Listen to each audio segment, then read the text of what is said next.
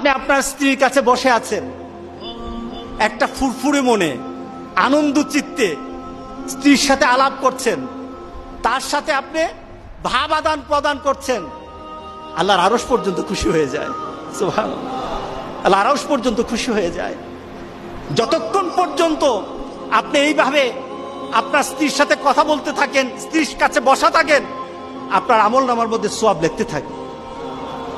রাসূল পাক সাল্লাল্লাহু আলাইহি সাল্লাম এই কথা বলার পর এক সাহাবী বললেন, ইয়া রাসূলুল্লাহ, স্ত্রীর সাথে একসাথে শুবো, একসাথে ঘুমাবো, একসাথে খাবো, একসাথে তাকে আদর করব, এটা কি সওয়াবের কাজ হতে পারে?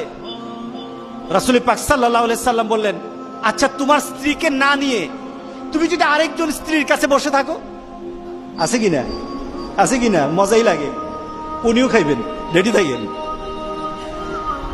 তুমি অন্য কোন স্ত্রীর পাশে বসে বসে ফিস ফিস ফিস ফিস করলা, মজাই লাগবে, তবে মনে রেখে দিও তোমার আমলনামার মধ্যে জিনার গুনাহ লেখা হবে। তুমি যতক্ষণ তোমার স্ত্রীর কাছে বসা থাকবে, জান্নাতের দরজাগুলি তোমার জন্য খোলা আরম্ভ হয়ে যাবে। আর যতক্ষণ পর্যন্ত পরস্ত্রীর সাথে বসা থাকবে, ততক্ষণ পর্যন্ত তোমার আমলনামার মধ্যে গুনাহ লেখা হবে কিনা। সাহাবায়ে কেরাম বলেন, ইয়া রাসূলুল্লাহ, অন্য স্ত্রীর সাথে বসলে তো গুনাহ তো হবেই, তাহলে তার উল্টাটা তোমার হালাল বউর সাথে বসলে, তোমার হালাল যাকে হালাল করেছো তার সাথে বসলে সওয়াব হয়ে যাবে।